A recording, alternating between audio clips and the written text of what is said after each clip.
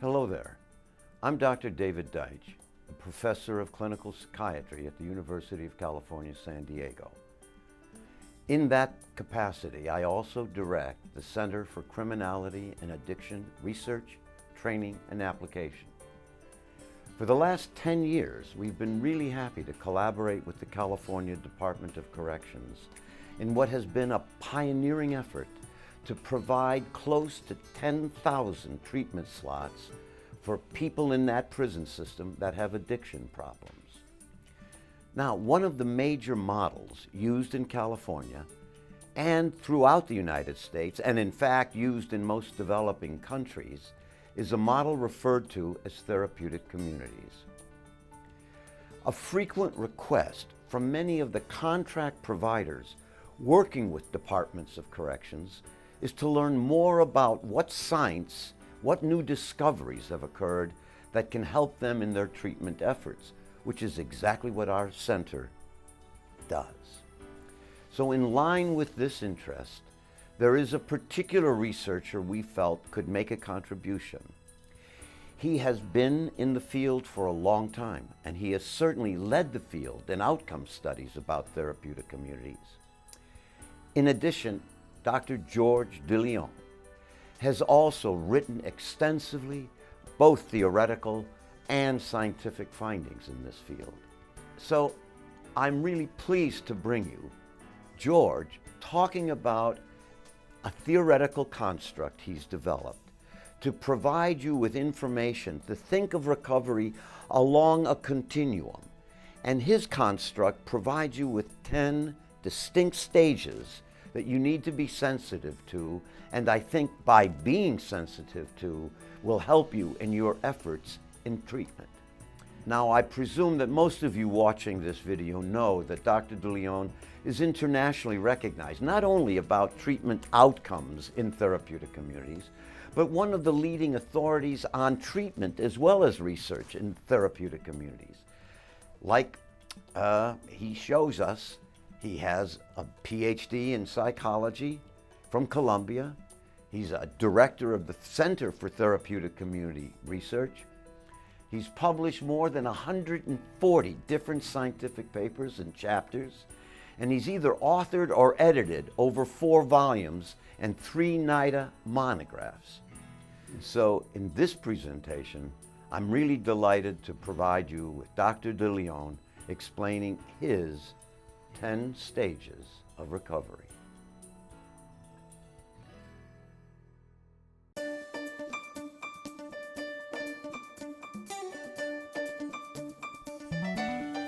In a drug treatment system, which is focused on facilitating recovery rather than managing disease, we need a framework which will guide how that system will work. That framework is best understood in terms of recovery stages. That is a way of describing how the individual moves in the recovery process. So we're going to talk about recovery stages. However, there are a couple of points that we should emphasize first.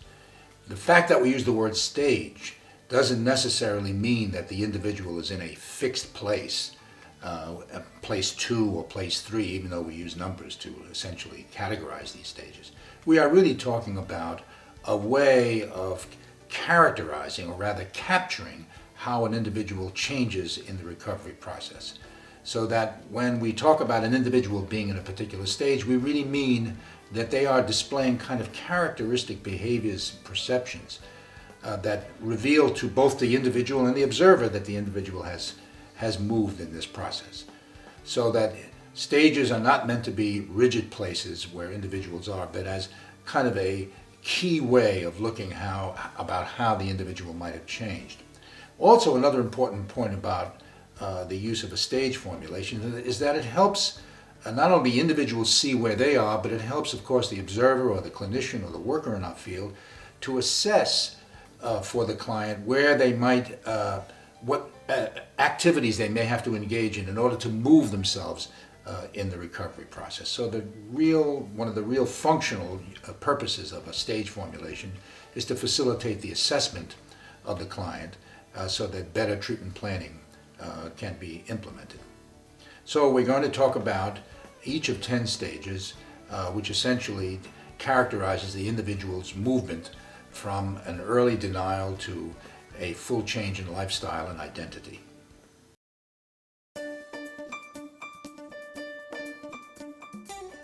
To appreciate the complexity of recovery, and then some attempts to frame the recovery process in terms of stages, take this first stage, denial, which is a very well acknowledged phenomenon in substance abuse disorder and recovery. Roughly defined as the client showing no problem recognition or any acceptance of a problem when we have independent evidence or assurance that the client may in fact have a drug problem. In other words, you can't confront somebody on denial about their drug use unless you have very, very compelling evidence that they have some kind of substance abuse problem or they've been engaged in serious substance use.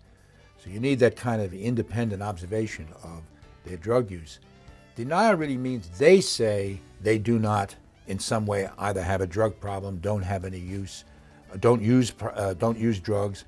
And what I'd like to illustrate is that even in this stage of denial, it's not a simple stage. It's not simply an individual saying, no, I don't do it, because there are kind of levels of denial. The individual, for example, can flatly say, I don't use drugs, period. That's one level of denial. Or the individual can say, yes, I use drugs, but it's not a problem. That's another level of denial. Or the individual can say, yes, I have a drug problem, but that drug problem doesn't affect anybody else in my life and doesn't affect my work or anything about my life. That's yet another level. Or the individual can say, yes, I have a drug problem, but I know that it affects other people, but I don't think it's a problem that I have to attend to. So what I'm illustrating here is that when you use the word denial, you're really talking about probably a large class of behaviors, not simply one single version of denial, but not only the issue of the individual rejecting that there is a problem around drug use, they might be rejecting that they have other problems which are associated with drug use, which in many ways define the drug abuse disorder. Not only that they use drugs, but they have very characteristic negative attitudes and behaviors that are associated with drug use. And they may deny those behavioral issues as problems.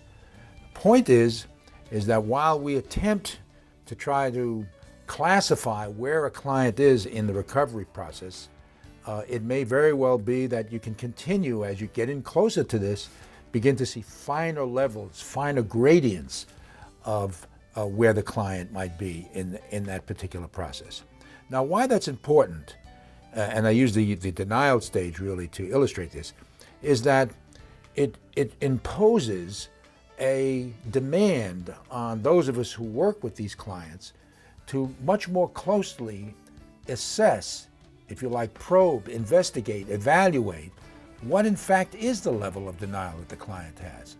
Because if we are talking about recovery, promoting movement in the recovery process, it turns out that we may be working with, let's say, a group of people who are, in quotes, in denial, but if we then develop some strategies that move them from one level of denial to another level of denial, that in fact is movement in the recovery process. We may be impatient with it, we may feel that it's really not what we want ultimately for the client, but it's realistic in the sense that it may take the client where they are at that point in the process. We like to say meeting the client where he or she is and saying, okay, this individual now has said at the outset that they have a drug problem, but they don't see that the drug problem has affected anyone else. That might tell us that maybe some of the work that we've got to do is to help this client see that their drug problem has in fact affected other people. So that when you understand, like even in a single stage like denial, that we are talking about the possibility of developing strategies, once we know where the individual is, of moving the individual to the next stage of recovery. So even though we have these large stages, 10 large stages, you have to acknowledge that within each of these, there's probably levels that we're talking about, or kind of increments that we can hope to achieve with the individual to move them along on this. So the denial stage may end grossly with the client says that they have a problem, they admit that the problem has affected other people, but you know what? They don't think the problem is something that they have to attend to. We know that our work is cut out for us by saying, well, for this client, we've got to work on getting to see, or her to see, why they need to attend to this problem, and see if we can move them to the next stage. So here are a few key characteristics which capture stage 1 denial.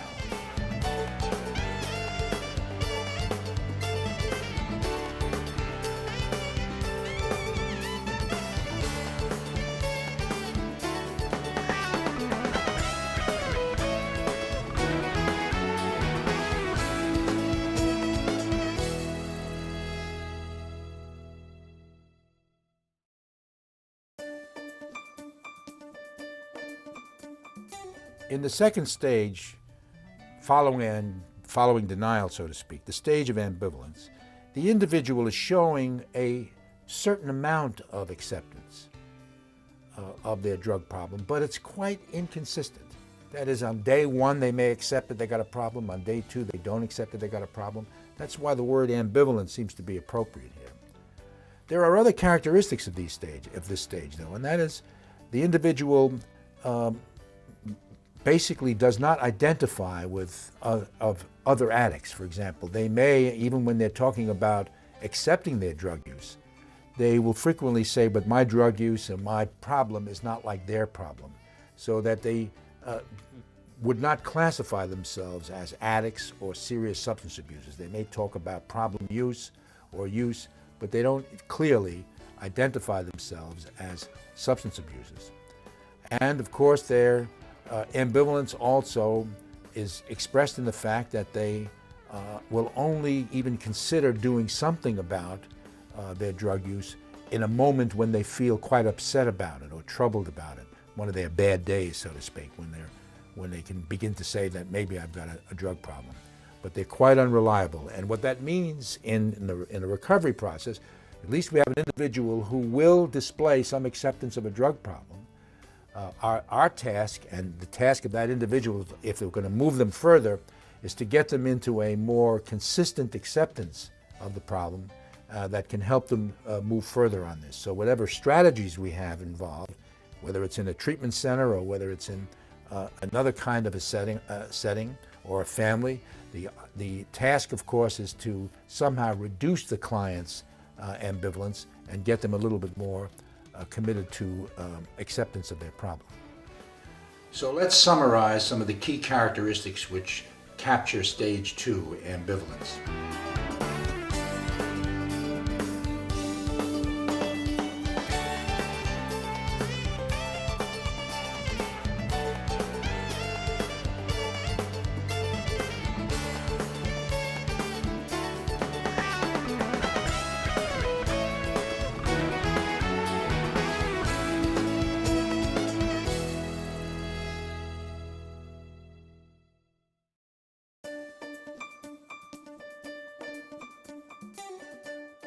In the stage of extrinsic motivation, we're talking about an individual who presumably has gone through denial and is reducing their ambivalence, but still ordinarily will not come to treatment or do anything aggressive about their problem unless they are under some external pressure, let's say court referred or threats from the family, you understand, that they have to go to treatment. And so these individuals may then accept that they have a problem and say primarily, however, that largely, their problems themselves, their drug problem and associated problems, are largely related to conditions of their lives, things outside of my job, my relationship, my setbacks, that's why I use drugs. Or they will say that they've come to treatment not because of themselves, but because essentially the courts sent me here. So while you may have some acceptance of a problem here, what you've got is a client who is still basically displaying that they're under external influences in order to make any movement at all. The word motivation, incidentally, means to move, so that why I'm moving at all is primarily related to external factors. Our job, of course, in the recovery process is to ultimately get this individual to see, who's in this stage, that fundamentally the main contribution to their problems, is themselves. And they don't see that. They will say, my problems, as I said a moment ago, are related to external factors, and I came here to treatment because the courts and families sent me. They don't really recognize their own contribution to their drug problem. It's our job, or treatment's job, to help them see this in the recovery process. Again, let's review at least the highlights of Stage 3, extrinsic motivation.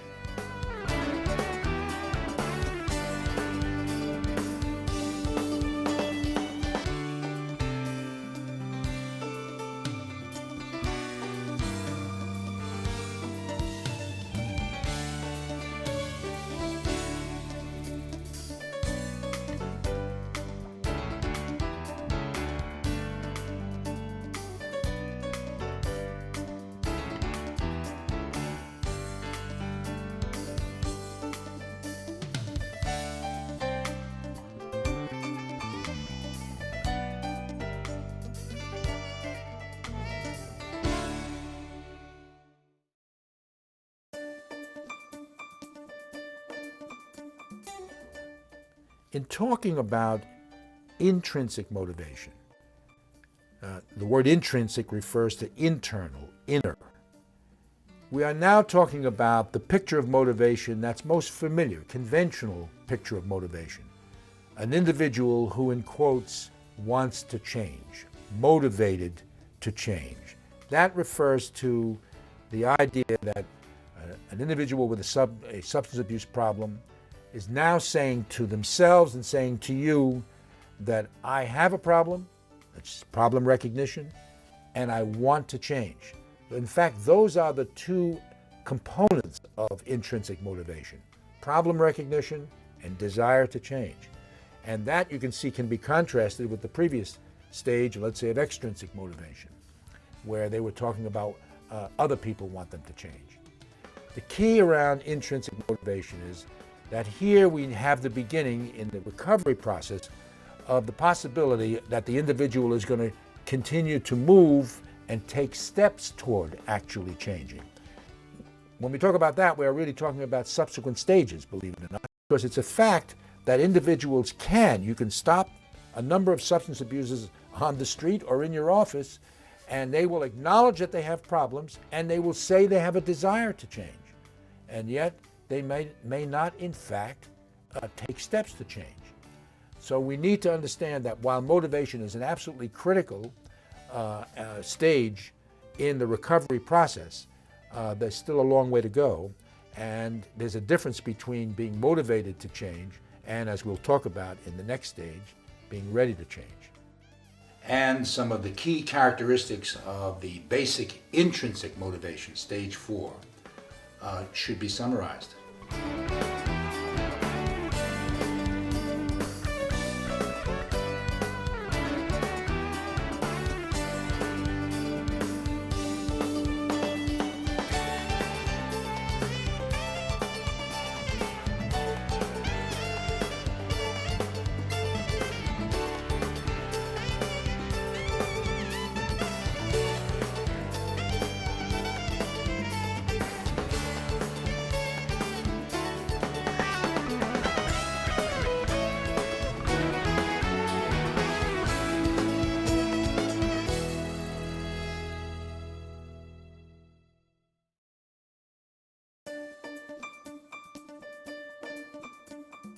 The word readiness is important. The concept that it implies is that somehow in a recovery process framework, the individual is motivated, that is, I got problems and I want to change. But now the word readiness infers some kind of an attempt to make a change, some kind of an attempt to take some action to change. Now we're talking about, the individual in some movement that's quite dramatic, because here the individual says, what do I have to do to change myself, to stop my drug use, to change my life? So the idea of readiness for change obviously says this is a client who's got problem recognition, that is motivated, and has desire and wants to change. But now you have to say, why do we call it readiness for change? Because that phrase implies that they have not yet said that I need treatment to change, necessarily. And particularly with respect to therapeutic community treatment or any high demand treatment, that is a treatment that is quite intensive. For example, a therapeutic community treatment is a long-term residential treatment, requires the individual to give up their lifestyles, their job, maybe their family for a while, totally invest their time and energy in changing their lives. That's a high demand treatment, as well as the activities that go on in a therapeutic community are constantly making demands on the individual on a daily basis. Well, it's one thing to say I'm ready to change, it's another thing to say I'm ready for treatment, particularly a high intensity treatment. So we talk about a stage of ready to change because numbers of substance abusers, when you actually follow them and assess them, you find that they in fact are motivated and are taking actions to change, but not necessarily going into serious high intense treatment. They may try detoxification, that is, brief periods of medical assistance to get them off drugs. They may view important strategies for change as changing their geography or changing their relationship or changing their religion or changing their job as a way of somehow moving on in terms of their life. And for some small percentages, some of those changes may be associated with improvements for themselves. But the concept of ready to change makes the point that the individual may not necessarily use treatment to do that. It's not a bad thing, but they may not use treatment to do that. It turns out to be a meaningful stage because for very serious substance abusers, the large numbers of people that we see, let's say in correctional settings or in community-based therapeutic communities, serious substance abuse, many of whom not only have drug abuse problems, but have the whole problem of needing help in habilitation, learning how to live correctly for the first time, not rehabilitation, which refers to individuals who once had a good lifestyle and lost it. So many substance abusers essentially have to learn habilitation. For these clients, the readiness for change stage, while it's a very optimistic one in recovery, still essentially gives us pause because if they're not going to enter serious intensive treatment, we have a real question about whether geographic change or changing relationships are actually going to facilitate their recovery. But nevertheless, it's a very, very important stage, readiness for change. It's an action stage, and it tells us that the individual indeed is motivated and is willing to do something. However, it may very, very well be that what they really need to do is get to a stage of acceptance of the need for serious, intensive treatment. So here are some of the key characteristics of Stage 5, Readiness for Change.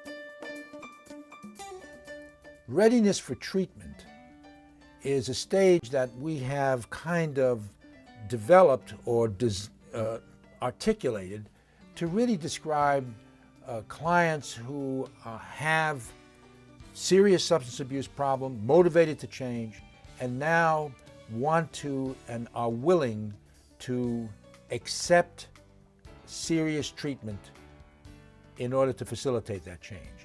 And the kind of key marker of this stage, client who is actually ready for treatment, and I'm now admitting that this very frequently describes what we've learned in therapeutic community research, which involves serious substance abusers with long histories of both social and psychological dysfunction associated with their substance abuse, that these clients basically say to you that whatever it is that this treatment demands, I'm willing to do this.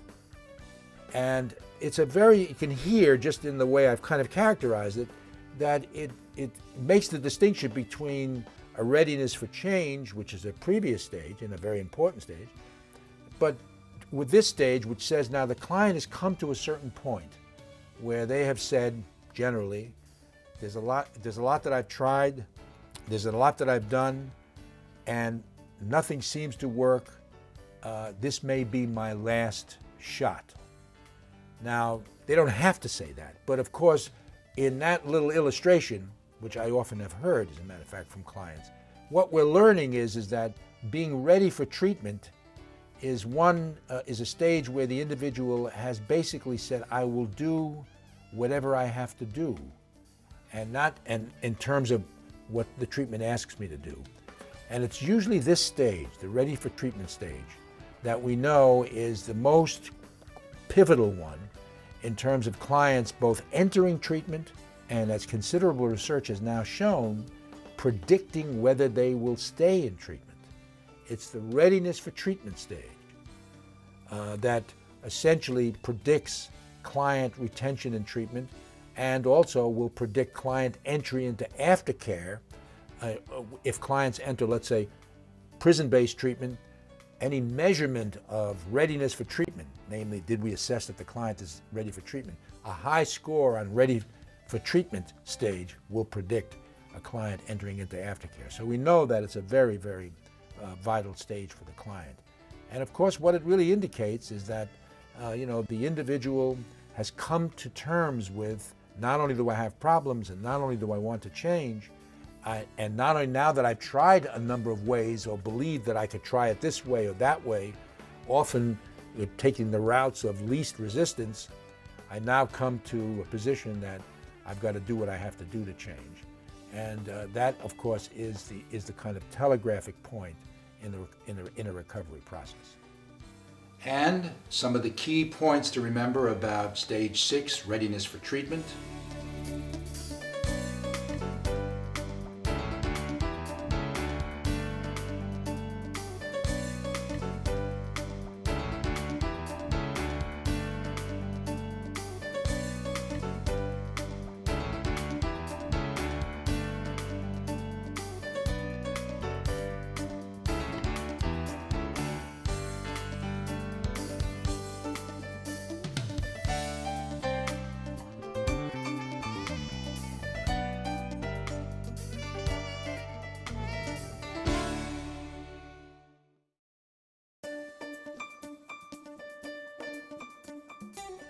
Picture an individual now who has been ready for treatment and now is moving into what we'll call the next stage of recovery. And while this stage may occur in treatment after they enter treatment, as again, I always want to remind ourselves that we are not necessarily talking about treatment-related stages, but recovery stages, although treatment for most people in recovery is quite important. This stage, when an individual actually has taken the step to separate from their substance abuse, and which we often see in treatment clients, and you may see clients who, as I say, who have not even in treatment going through this stage if they have actually taken the step to separate from their drug abuse. That phrase, to separate from their drug abuse, is essentially the basis for the name of this stage, which is called the de-addiction stage.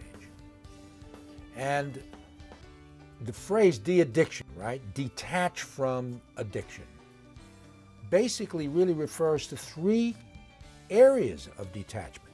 There's kind of pharmacological detachment. That's typically the medical detoxification. The client literally learning how to live with less and less and then finally none of the substance physically and going through all the characteristic discomfort of, let's say, a withdrawal or a physical detoxification.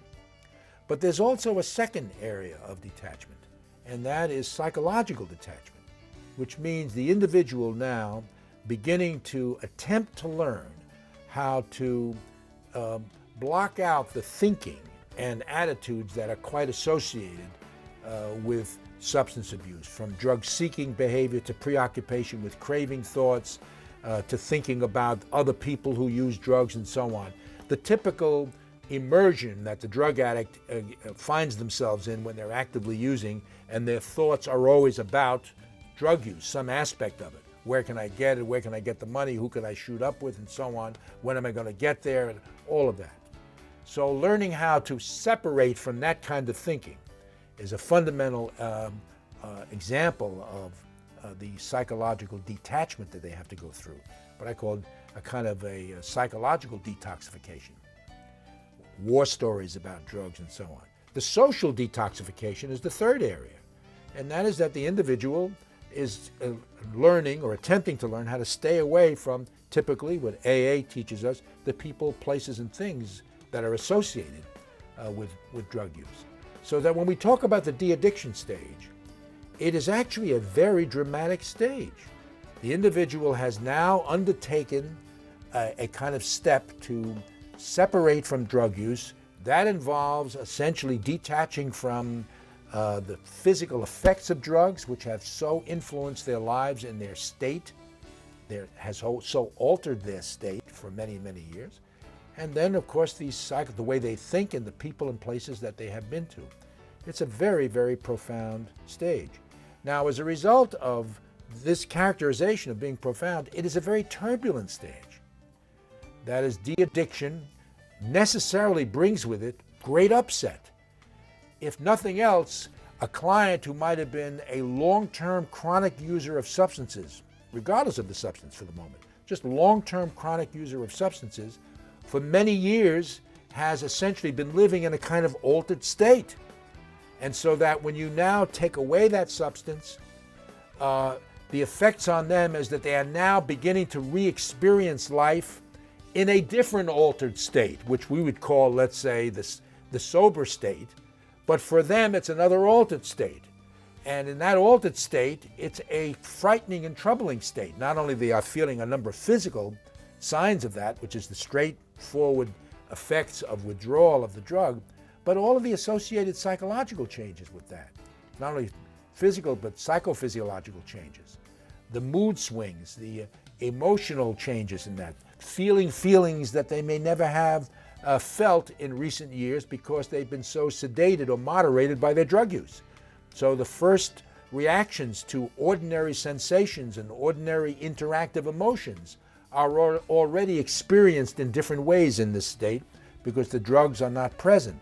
So it's a very, very turbulent state and marked by the individual in shifts, you know what I mean, from exuberance to despair, or from exuberance to from hope to despair, and from exuberance to depression, from believing in treatment, not believing in treatment, from feeling well today to not feeling well. So that it's a state that's what I've generally tried to characterize as a turbulent state. Now, why this is important, why I'm essentially emphasizing the importance of this state, is because the individual in this state, while they are attempting to be drug-free, they're not, in a sense, they have not achieved stable drug freedom.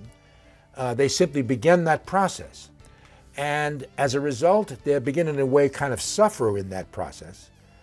And from the standpoint of a recovery, the best way to understand that is that they are actually beginning a process of trial and error, learning how to be drug-free or abstinent, if you like, learning how to be abstinent.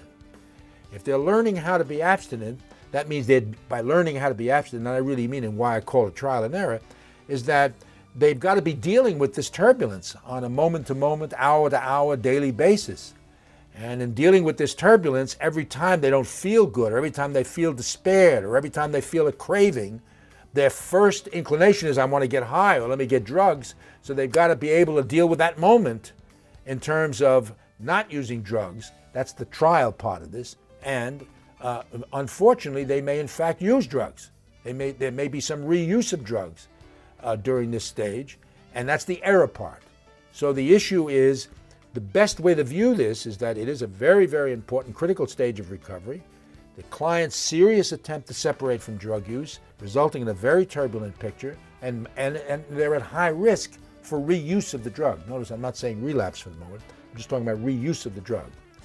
And viewing it as a trial and error stage, treatment people and those that understand this can begin to assist and help the individual in their recovery process by understanding that there is a high probability of reuse that could occur in this stage, but it doesn't necessarily mean failure. It means that the individual, that's why I've cast it as trial and error, the individual is trying to learn how to stay drug-free. And like all learning, which is best understood as kind of trial and error, they're going to make mistakes. And at least the client begins to understand that, yes, I'm in a trial and error learning process in this, and I may make a mistake. This is not to condone any reuse of drugs, but it's to properly interpret that so the client really sees it as error and not as failure, because you're interested in having the individual continue in that trial and error process in the de-addiction phase. Once they can get through that and begin to gradually stabilize, that is, they're gradually learning drug freedom, and they are less assaulted by the turbulence, we move to the next stage, which we can talk about as abstinence. All right, and here are some of the key characteristics to summarize about this important stage, de-addiction.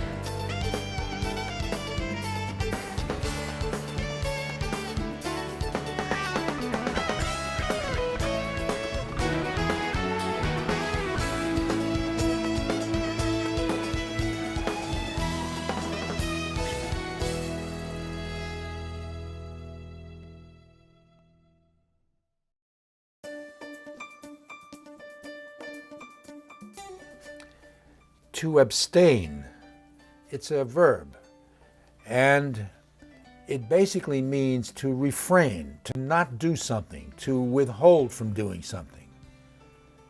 When we talk about abstinence, we are really talking, in substance abuse recovery, we're talking about a stage where the individual now has actively learned how to refrain from using drugs. And we distinguish it from the de-addiction phase, where we say they're in the process of trying to learn that. That was trial and error. And now gradually, as the individual is learning how to stay free day by day and dealing with the turbulence of de-addiction, the longer the period that they are drug-free, the more the likelihood that the turbulence now begins to subside. The physiological turbulence subsides and the associated psychological turbulence subsides, so that we can then properly talk about the individual in some stage of extended drug freedom. And basically it's the stage where they are now less likely to be dealing with the daily turbulence of trying to stay drug-free, and more likely now practicing the particular mechanisms that they have learned, the strategies that they've learned, the coping mechanisms for staying drug-free. And the three major ones that we can talk about in the abstinence stage is that the individual has learned how to avoid, learn how to distract, and learn how to seek support. Whole variety of behaviors underlying each one of these. That is, I can avoid the people, places, and things, and I can avoid high-risk situations and any kind of a precarious emotional situation that might increase the probability that I might begin thinking about drug use. I can learn to distract my thinking. This is the second area. I can distract my thinking from drifting toward craving, or maybe I should get high, or maybe I should go here. In other words, learn the variety of cognitive strategies to interrupt the kind of negative thoughts that could lead me to drug use. And that in fact, if it gets serious, if I really feel that, hey, I really feel that I might use drugs, I can learn how to seek support for that to help me essentially interrupt that process. Now, these three areas are just to label a variety of different kinds of strategies, but they generally summarize what we are really practicing and rehearsing when we're in abstinence. That is, we are still actively engaged in not using drugs, but we now are no longer under the daily assault of the turbulence of cessation from drug use, which was the previous stage, and now basically practicing the main strategies how to remain drug-free, and beginning in this abstinence stage to begin thinking about other areas of my life that I could begin working on. Now, the reason why I emphasize this last phrase is that it's a marker of the abstinence stage. When the individual beginning to talk about making plans, school, dealing with work, dealing with financial matters and so on, beginning to talk about maybe some psychological issues of their life. In a way, they've got enough drug freedom, enough stability in their drug freedom to begin actually permitting them to turn to see these other issues. And so the abstinence phase is remarkably different, let's say, than de-addiction, where everything you do in de-addiction is simply how to stay drug-free for that moment. You know what I mean? Here now, I know how, I've got some coping strategies. I'm not that threatened by it, but I'm very vigilant about it. And now I can begin talking about some of the other plans in my life. But it's only a beginning of that in the abstinence phase, because it's still basically marked by a strong awareness, vigilance, alertness that every day I'm practicing how to stay drug-free. That's in the abstinence stage. When you finally have continued this for some long period of time, and I have to tell you that everybody has a problem in defining what is abstinence, and what they mean by that is, when is an individual abstinence? When they think about it in terms of a timeline, and researchers sometimes define this as the longest period of drug freedom prior to ever entering treatment, let's say. A better way to look at the abstinence phase is this stability of drug freedom, namely behaviorally and clinically, when the individual seems to be reliably practicing distraction avoidance and support seeking, when the individual seems to be now able to return to other daily activities and is not dysfunctional around those, and the individual is not reporting that they're constantly under threat of cravings and so on, you seem to have a picture of abstinence as we best understand it. But that's only still, and incidentally, in case you've been following this whole discussion, abstinence is a fairly late stage. When you consider where we begin in denial and getting to abstinence, it's a fairly late stage. And of course, this makes a very important point about the whole recovery stage framework. And that is, it's constantly implying a much more careful clinical observation and assessment as to where people are in the change process, in order to essentially help in developing strategies how to move them into the next stage. For example, we're in the abstinence stage now, and the next two stages that we're going to talk about require essentially a much more longer-term commitment to life changes. We'll talk about that, but the point about abstinence is that getting the individual in this stage stable enough so that they can begin focusing on the other issues of their life, psychological and social, in a meaningful way, so that they're no longer encumbered by the everyday problem of just trying to stay clean. Then we are beginning to move toward later stage recovery, and we'll talk about that. So let's summarize the key characteristics of stage 8, abstinence.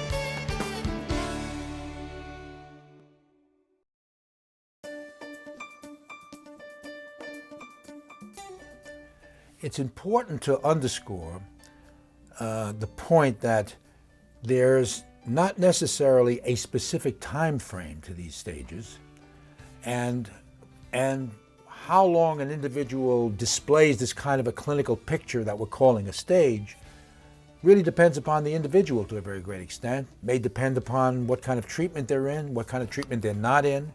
So we can't answer the question about, well, how long are you in this stage and how long is it going to take to get to the next stage? We simply don't have, in my view, enough of the research on this or the wisdom about this. But we do know that individuals differ on this, and that in intensive treatment that gives us a little bit more of a reliable picture about individuals moving from one stage to another. If they essentially, let's say, enter an intensive treatment like a therapeutic community and stay through a long-term therapeutic community treatment, community-based TC, which may be 18 months, you're more likely to see more uniformity in how people are moving through this because of the strong input of the treatment influence. But in general, it's an individual matter about where individuals are in terms of their particular stages. When we get into these latter stages, which is one of the reasons I wanted to bring up this issue about, well, how long are these stages, because the latter stages, continuance, and this next stage that we're going to talk about, identity change, these, by all measures, are really, we call them later stage recovery. They are certainly outside of treatment. You don't really see these stages in treatment. As a matter of fact, the stage that you most often see in treatment, that is the kind of last stage that you might see in treatment, is the abstinence stage. Because these next two stages, continuance, the one I'm going to talk about now, and identity, the one we will talk about, the continuance, both these stages, essentially describe the recovery of an individual, which occurs as they engage in the world. That is, they're out of treatment, and as they actually engage the world in the usual stresses and demands of the world. The individual, essentially in the recovery process, when they're moving into continuance, which is this phase, they basically now have achieved abstinence, and the right word now is sobriety. We introduced this word because the word sobriety implies not only that they are refraining from drugs, namely abstinence, but also that their whole thinking has now changed. There's a certain way of thinking in the world, which is what we'll call sober thinking, and that has to do with the individual's now commitment to the behaviors, attitudes, and values to remain drug-free. So abstinence for sure, and then all the kind of right thinking and right values that we need to essentially maintain our recovery. So when you're in continuance, you're already very committed to continuing in the change process. You are essentially, abstinence is already settled. You know that that's essential, and that in fact that now you have to work on life changes, dealing with the successes and reversals of real living, and how I deal with those in terms of what have I learned about how to really cope with life in constructive ways, namely cope with life without drug use. All of that means that the experiences that the individual obtains when they are engaging life absolutely sober for a continued period of time, those experiences themselves facilitate the further recovery of the individual. I learned how to handle a reversal on my job. I learned how to handle a divorce. I learned how to handle a child who is a problem for me. I learned how to handle physical illness that might have occurred without essentially going crazy or using drugs or getting self-destructive.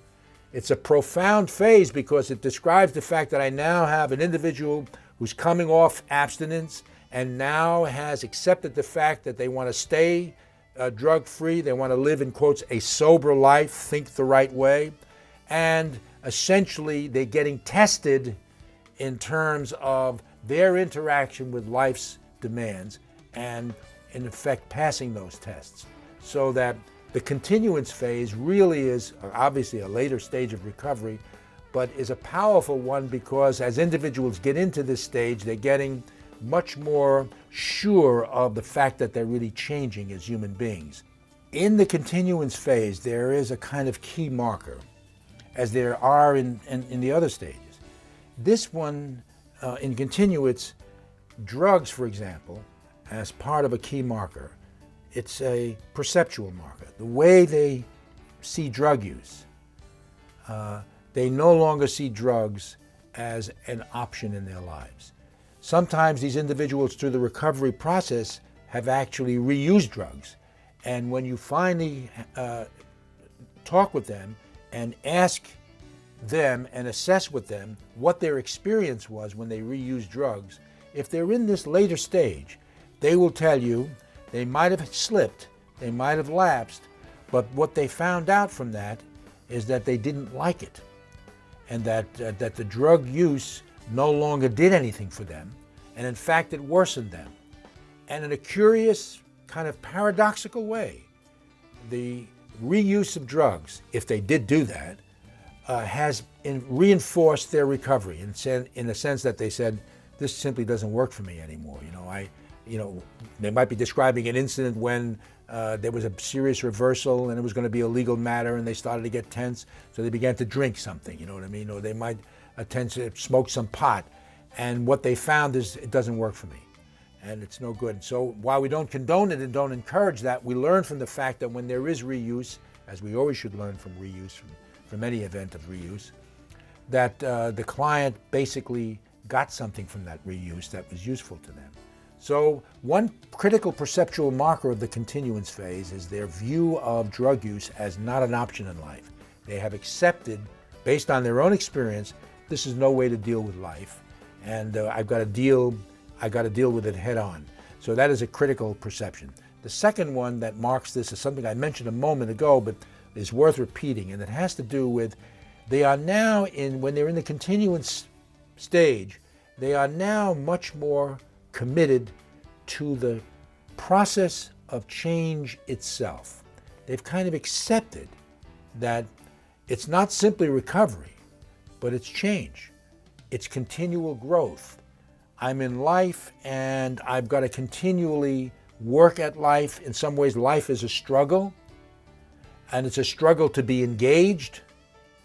And they recognize that. It's a kind of existential marker. And they not only recognize it, but they enter that struggle, commit themselves to be in the change process. Whatever comes will come. Whatever I got to deal with, I will deal with. And they enter that struggle with enthusiasm and humility. The continuance stage, a very rich stage of change. Let's summarize some of the key points.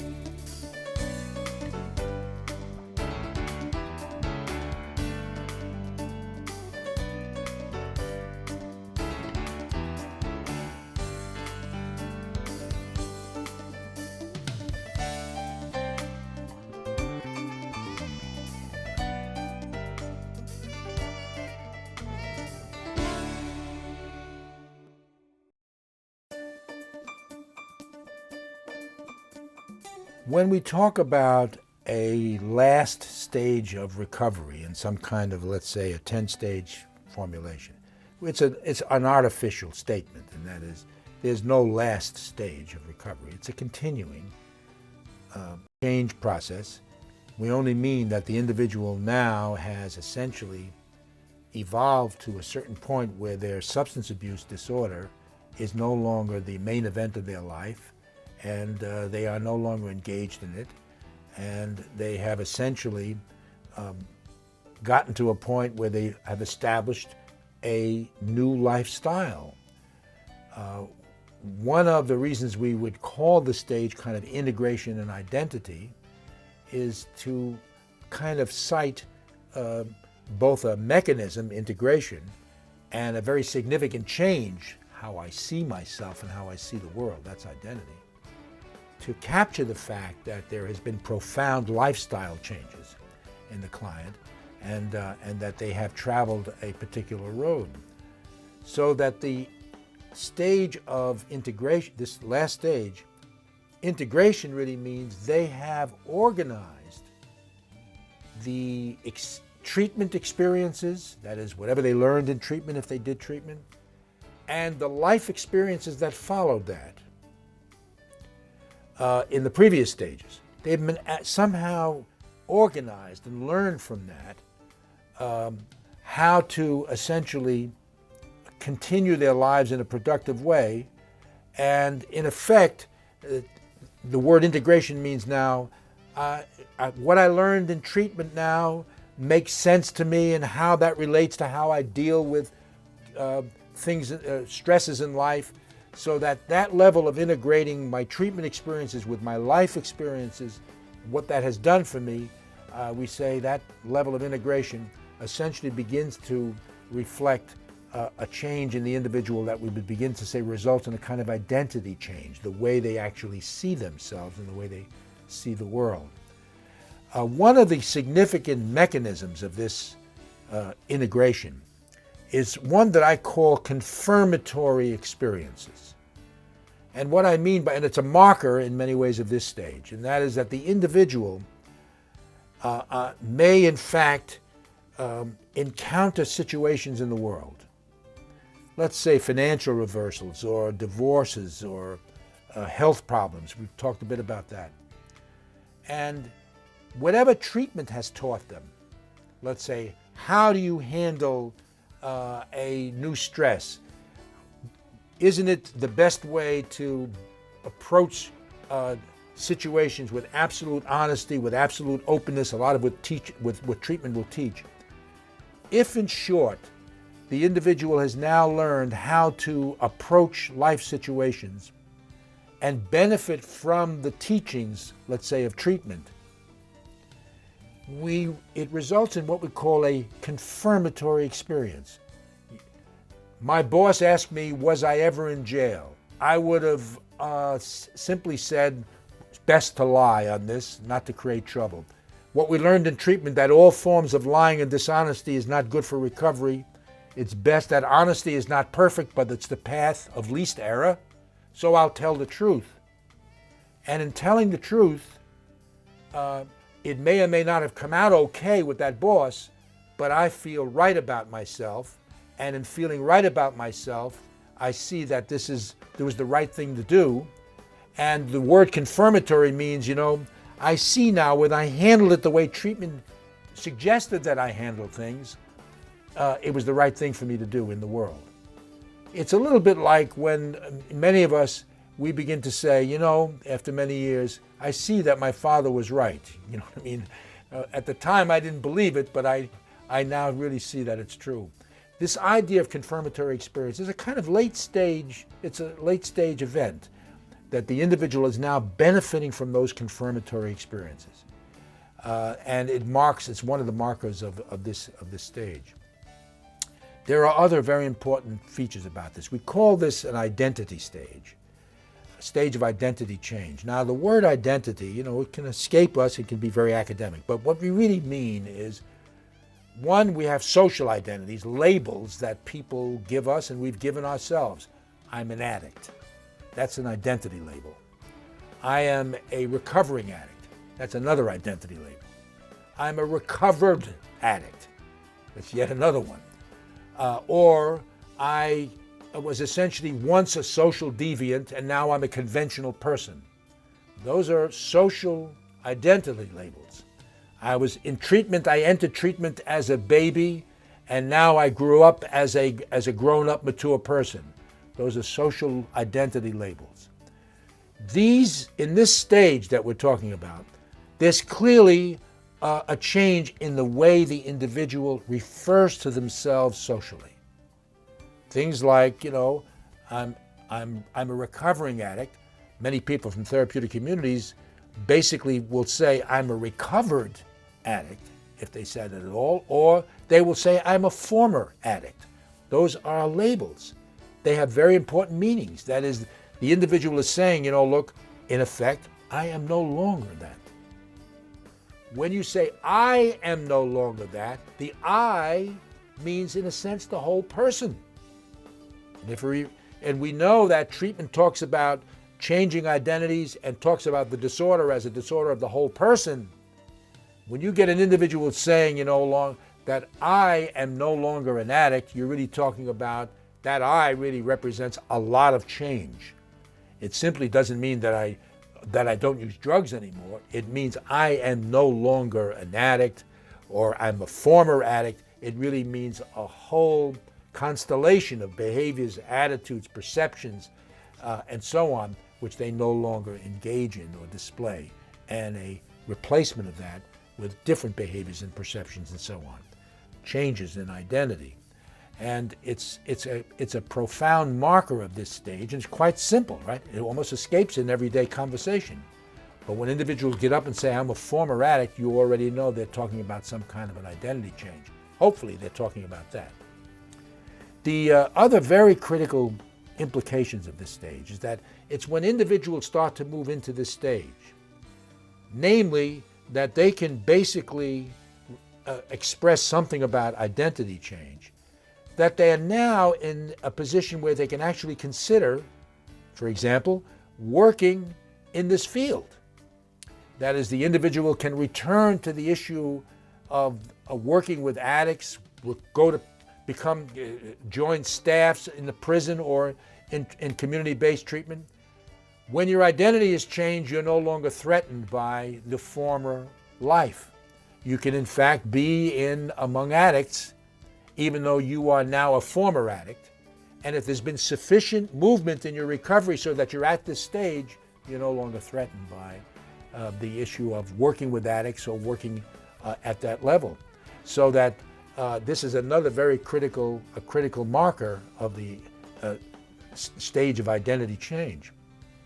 The final point about this is to think about what individuals often say when they are in this stage. And it can be summarized kind of in the phrase of, that then is who I was, now is who I am. And finally, stage 10, identity and integration. Let's summarize the key points at this stage. Remembering that even though we talked about identity as stage 10, the so-called last stage, this is really a continuing stage, reflecting the fact that individuals continue in their change process.